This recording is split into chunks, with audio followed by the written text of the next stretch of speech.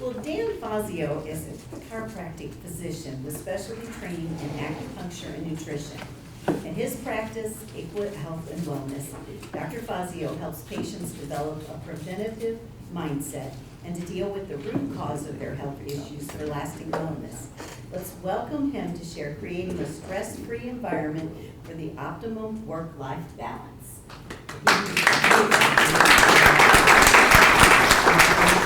We've got an ongoing series on stress here, don't we? About 3 months ago, we talked a bit about stress, and its ever-present nature makes it such that this will be a continual conversation.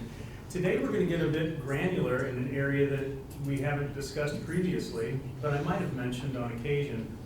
I'm going to actually talk with you today about a stress component that occurs internally in our bodies, often flies under the radar, and can have a profound effect on how we feel, and as a result show up in our businesses and in our personal lives. So I'm going to give you a bit of background before I go flipping through the slides. We've got about 10 slides to go through, but I want to explain a little bit about food sensitivities. There are a couple things that come to mind for most individuals that I work with when I mention that food sensitivities might be something we want to explore deeper. The first is a misconception, that is, if I'm sensitive to a food, the issue and the symptom will be of a digestive nature. Sometimes that's the case, but sometimes it's not. Someone might experience no immediate discomfort from a digestive standpoint, but they could have sensitivities that are driving other issues for them. The second component is that a food sensitivity and a food allergy are the same thing. And it's very understandable why this can be confusing for folks, because we are getting granular. But there are two broad categories. Now, before I delve into the slides, I want to just give a brief explanation of why sensitivities show up for people. Not only is a food sensitivity a stress driver, but often there's a circular relationship whereby food sensitivities show up because somebody's system has been stressed repeatedly. So if we go back into videos, our e4e videos over the past decade, I've gotten up and I've probably said stress in my presentations at least 1,000 times. And I haven't done 1,000 presentations, so that lets you know that it gets mentioned a lot. But particularly when I discuss stress, I often mention the hormone cortisol. And cortisol, I always make sure to describe, is a wonderful, miraculous hormone that we have that's an anti-inflammatory compound.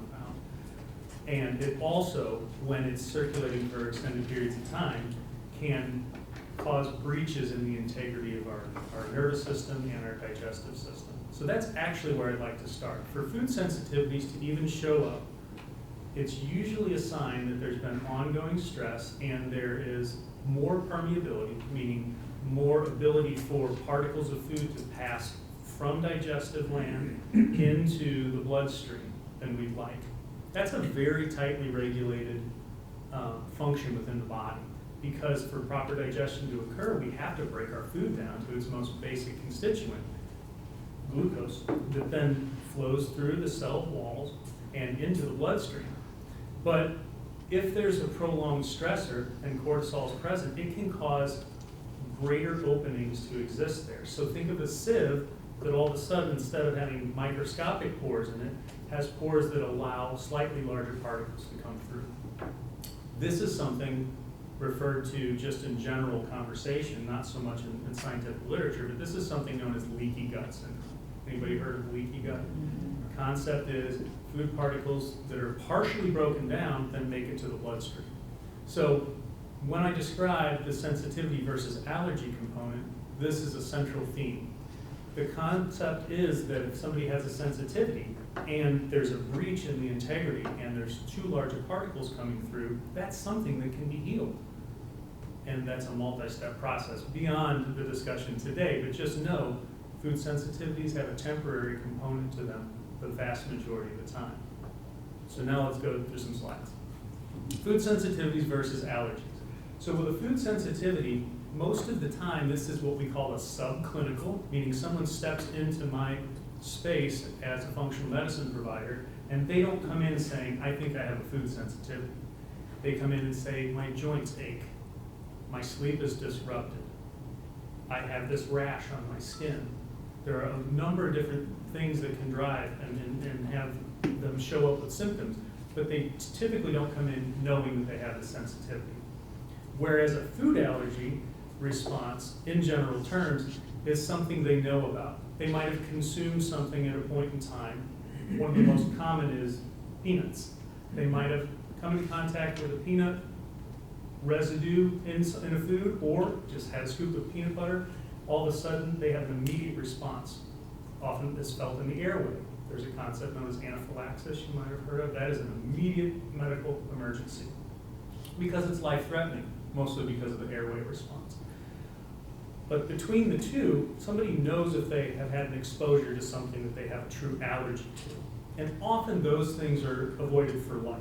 The onset and severity component is the big difference. A food sensitivity, as you see here, symptoms may develop gradually and are generally less severe. But that makes them really hard to identify for folks. And that's why us mentioning to them as healthcare providers, mentioning you might want to look to foods on this is important. Whereas food allergy symptoms, usually folks know if they've had one of those reactions. Now, an interesting thing happens with respect to the immune system. For purpose of discussion today, I'm going to say two broad categories, although it's infinitely more complex than that. But there's two broad categories of our immune system. We have non-specific immunity, meaning foot soldiers that are ready to take on anything that comes through the door that's a threat. And then we have specific immunity. With specific immunity, there are multiple different responses known as immunoglobulins. Some of them act immediately, others act in a delayed fashion. If somebody consumes a food they're sensitive to and has that immediate response, generally they know it. And this is true with the life-threatening food allergies and also true with the food sensitivities. The severity of the reaction is the noticeable difference. But know that in the immune system, we can have sensitivities that are related to a non-specific. That just means somebody's system is agitated to the point that many different foods might bother them. Or a very specific response. Now, the specific response is usually found whenever someone eats relatively similar foods at regular intervals. Think of somebody who eats eggs every day for breakfast or oatmeal every day for breakfast. That repeated exposure in the presence of a digestive system that has a breach in integrity, like I described earlier, is the perfect recipe for how food sensitivity works. So, we'll cover in a couple slides, that's exactly the system that we reverse engineer in order to help somebody break free from this. We take them out of the regular exposure routine. So let's delve a little deeper. So the immune system response, I clued into this a little bit already. Symptoms are often milder and very widely dispersed for food sensitivity. Digestive can be the issues, but headaches, brain fog, or skin problems are other common things that we look for. If somebody comes in and says, I was diagnosed with eczema, or I have psoriasis, we can say, okay, we understand that diagnosis, but why? Not just what is the label that you've been given, but why is this happening for you? It can be a sensitivity issue. Whereas a food allergy involves that more immediate, severe reaction, hives, swelling, difficulty breathing, and anaphylaxis. That's an emergency where we need an EpiPen, if you've heard of an EpiPen. That's a high emergent situation that needs to be dealt with immediately. So how do we diagnose these things?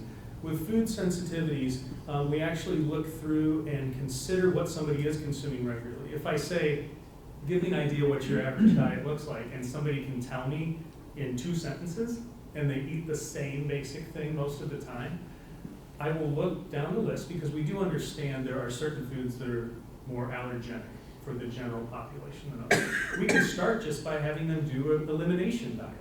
I want you to try taking eggs out of your diet for the next 3 weeks, and let's see if this changes the frequency of your headaches, your flare-ups of dermatitis or eczema, your digestive concern. Or if somebody says, yeah, I've already tried that and I'm so confused because it seems like it's everything that I eat, we jump straight to food sensitivity testing. Food sensitivity testing is done with a blood test. It's not a perfect science, but it's an amazing head start. For a baseball analogy, you're on second base rounding to third if you get a blood sensitivity test, right? If you do it through a diet diary, keeping track of everything you're eating and looking for patterns, that's a longer process. But if somebody seems to have a consistent response to given foods, we can just expound on that a little and think, maybe it's not just dairy that bothers you, let's try these other things too. So sometimes we do a blood test right away, other times a testing process that involves a diet diary and elimination diet. So food allergies are diagnosed through skin prick tests. If anybody has had or has a family member that's gone through this, this is where they use a fixture that has multiple prongs on it. They're dipped into trays, and each tray has an identifier. It's more than 5, but for demonstration, we'll say 5 and 5. So 10 items dipped into the trays. They know exactly which point corresponds to what, and they press it in, usually into the patient's back. And then over a period of time, they take measurements to see how big the welts are that develop. Well, that's excellent information, and allergists have used that modality to test for immediate responses. Remember I talked about the different types of immunoglobulins? Those would be IgE responses. To remember it, I think immediately spelled wrong. E instead of I. So an immediate response, that's very valuable to see who has a response to those agents immediately like that. But the other type of immunoglobulin that I'm going to discuss today, and it's not exhaustive, there's more than these two, but the other type is an immunoglobulin type G, an IgG response. Well, that can be 24 to 36 hours delayed. So I like 3 meals a day. How many meals have I had over 36 hours that I'll have to go back and think, I have no idea, this could be one of 24 different things. That's again where the food sensitivity testing with blood can be helpful. Now here's the limitation when we talk about the limitations in blood testing. It is that they take whole blood, the patient's blood, they expose it to something, here's a new word for us today, an antigen. Antigen is anything that our immune system has a response against. So a virus is an antigen, bacterium can be antigen, and a food particle that enters the bloodstream, not fully broken down, for our immune system is a foreign invader. It's an antigen. So we look at that antigen complex response, okay? And the immunoglobulin grabs onto the antigen, that creates a complex, and then that complex, imagine it's a beach ball, then the immune system hones in and attacks and neutralizes that. Well, that is the irritation, that response. Antigen, complex with the antibody, and then the immune system attacking, that is a pro-inflammatory response. If it happens occasionally, the body mitigates that inflammation easily. If it happens continually because of exposure to a food, you can have a low level, we say subclinical oftentimes, meaning it's not at a level where we go, this is a 9 or a 10 out of 10, but it's a slow, steady inflammation. And who has heard that inflammation is the root cause behind many modern illnesses that we battle? Very, very, very common. So, okay, a little bit of background there. So food sensitivity testing versus food allergy testing, those are the main differences. A delayed response, where we're trying to figure out what's going on over the last 24 to 36 hours, what can be bothering you, versus what the allergist can tell you. Oh wow, this created a 2-inch welt on your back. It looks like you really have a cat allergy or sensitivity. Okay, so treatment. Food sensitivity testing is managed by avoiding the trigger foods. The reason for that is the immune system has a memory component. If we avoid something long enough, those cells charged with remembering that antigen and creating an antibody response, it dies down. There's lower surveillance. And so when that food shows up on the scene, the immune system doesn't jump into action right away. There's a delayed response.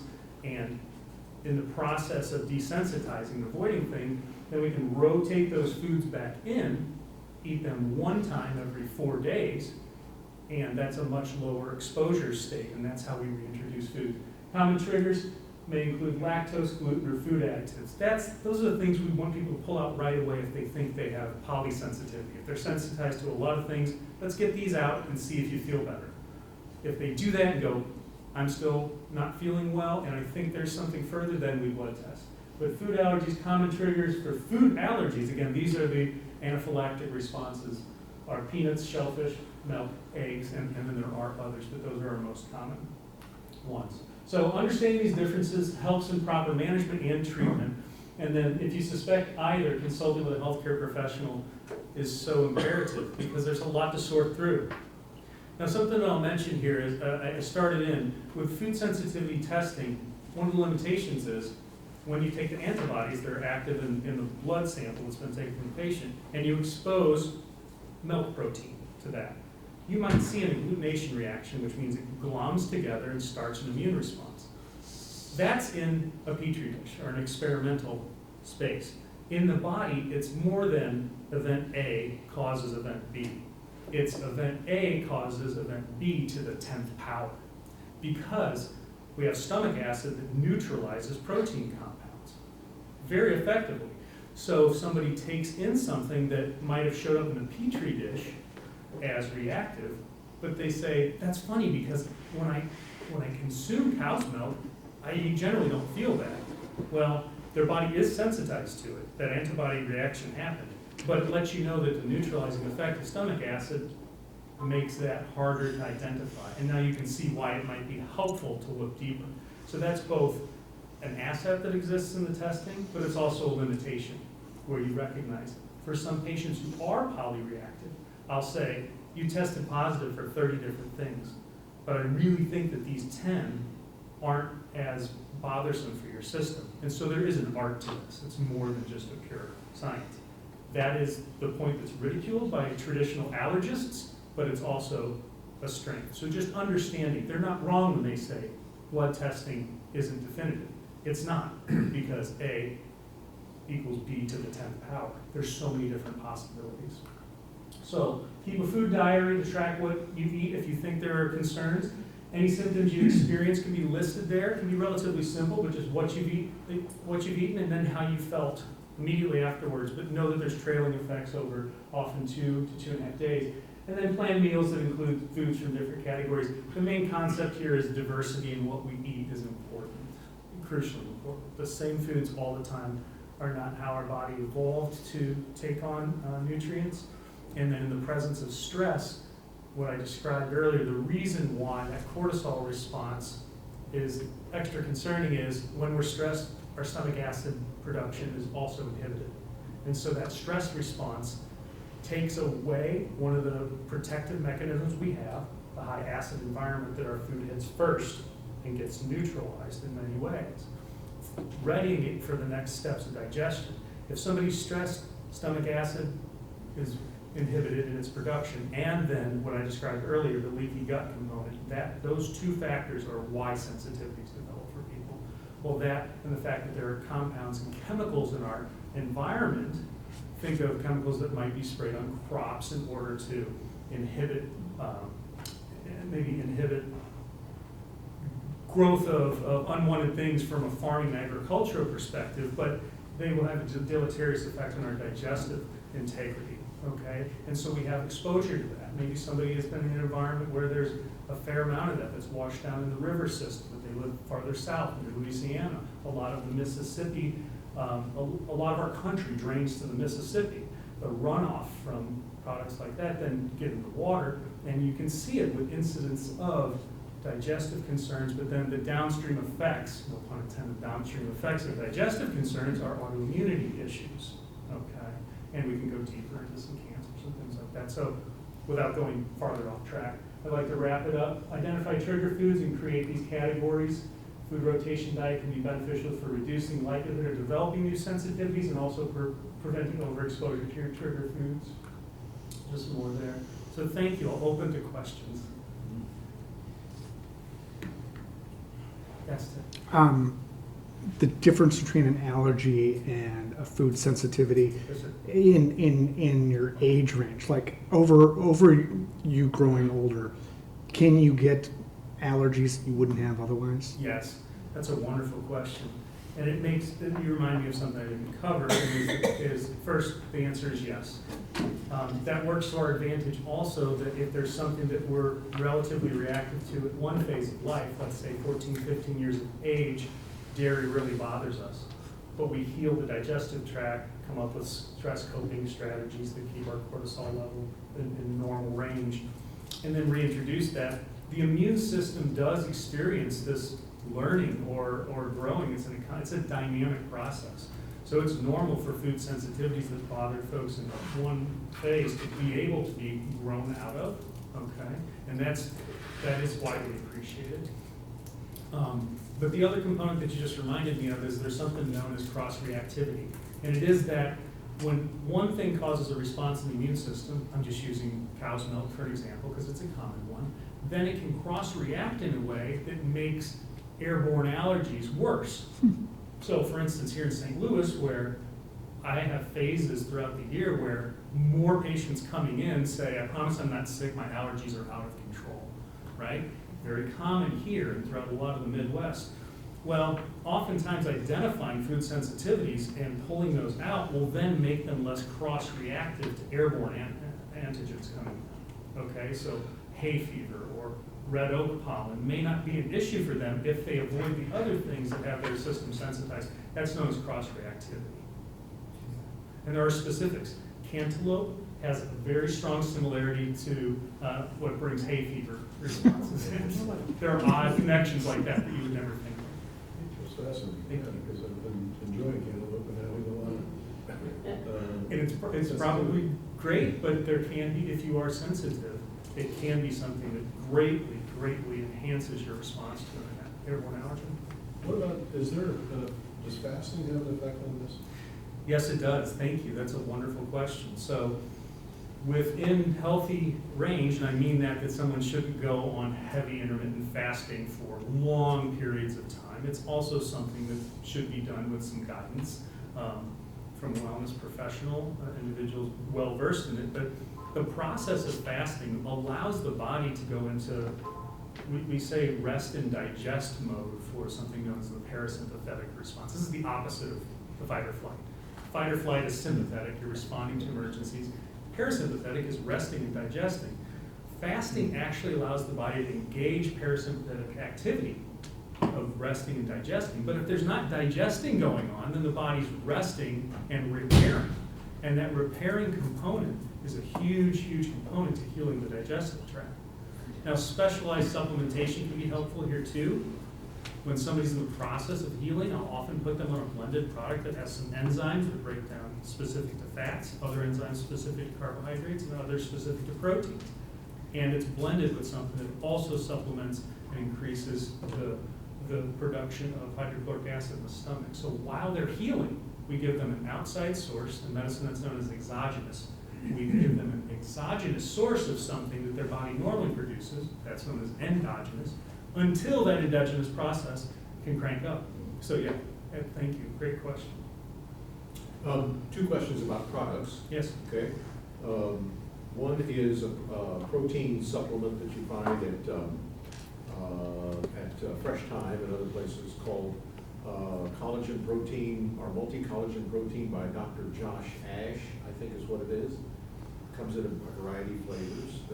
And then protein supplements generally. Okay. The other is acai berries. So these acai berry compounds that you find are frozen and has a kind of a bitter taste to it. Yes. You blend them with other stuff. Yeah. So, Excellent. So this will be the last question because my time's up, but thank you. They're wonderful questions. Two different things. I'm going to address them in reverse order. So we'll start with the berry you talked about. Acai or acai, I've heard it pronounced both ways, is a very high antioxidant load. So in antioxidants, these are things that help to neutralize free radicals in our body. Free radicals are damaging to the cells. So the body neutralizes free radicals with antioxidants. And there's a score called an ORAC, that's oxygen radical absorbance capacity. So the ORAC score of a given food is an indicator of how effective it is in bolstering our antioxidant functionality in the body. And the ORAC score for acai is very high, as it is for wild blueberries, as it is for many different berries. Compounds that have something known as polyphenols, which are micronutrients that are helpful for the body. So acai is a wonderful source if somebody's not sensitive to it. Yeah. And that's not known to be one that folks are wildly sensitive to. But sensitivities can come in funny spaces. I've had food sensitivity tests come back where some of the healthiest things on the planet are a bothersome thing for that person. Okay. It's difficult to tell somebody don't eat garlic or spinach. Those are wonderful for our body, but avoid them for a while, your body can heal. Acai, very helpful for that oxygen radical absorbance capacity. Second question was I'm not familiar with the particular product you're discussing, but collagen is one group over here that has to do with the cross-linking of connective tissue in our body. So that can be very helpful for the digestive tract because there's smooth muscle in our digestive tract, but there is quite a bit in the way of connective tissue also. So the things people notice when they start collagen are, my skin feels more smooth, or I have elasticity in my skin that I was lacking before. Maybe some wrinkles have disappeared, or they just have stronger hair or nail growth. That's what shows up on the outside. The woman who recommended that to me said, I took that stuff in my hair, grew like crazy. There you go, exactly. So that kind of, that connective tissue, that cross-linking of that, of which vitamin C is really important also, that's what helps to cross-link those collagen fibers. But having that raw material come in that your body can utilize, that's a wonderful thing to supplement, and it is healing for the gut. Protein structures, in terms of a nutritive protein our body breaks down and uses as a fuel, are a separate issue. The one thing I'll mention, I'm very glad you asked this question, is that protein structures are some of the most complex things for our body to digest. Our body digests sugars like that, in the mouth, in fact, before we even swallow, that digestion begins. Proteins involve a 2-hour process, jostling around the stomach, think of an agitation cycle on a washer, 2 hours, in an acid environment, but pH level of 2. Now, pH scale is logarithmic, meaning pH level of 2 is 10 times more acidic than 3, right? 100 times more acidic than 4. And you can see it builds like that. So pH level of 2, hydrochloric acid, would eat through the clear coat on my vehicle's paint in the time I was inside this e4e meeting. Yeah. So it's so powerful what hydrochloric acid production in our stomach is. But here's what I want to mention. When we consume a meal that has a high protein load, flank steak, or raw protein from organic chicken breast, that has to jostle in the stomach for a couple hours to be broken down and ready for the next steps of digestion. There's 3 phases in the small intestine and more that happen in the colon. But there's a 2-hour preparation process. Imagine how that differs if we take a protein substance, mix it in a liquid, and chug it. Generally, liquids don't hang around the stomach that long. Right. So that's where additional enzyme support can be helpful. Okay. Now, I'll go ahead and close there, but it's not that I don't believe consuming proteins in a liquid form can be helpful. It's going to sound funny, but you actually want to take a drink of that and masticate or chew it. You're going through the motions, okay? Drink my smoothie, chew 4 or 5 times. You're signaling through your nervous system that there's a bolus, that's what we call food moving through the digestive tract, coming to the stomach, and it readies that breakdown. Otherwise, the section in the stomach, German name called Magenstrasse, that helps liquids move through really fast, will allow that protein to move through before it's fully digested. Then it hits the small intestine, and some of the pre-work's not done. It puts more load there. So, Okay. yeah. All right. Sorry to end with such a complex thing. Thank you so much.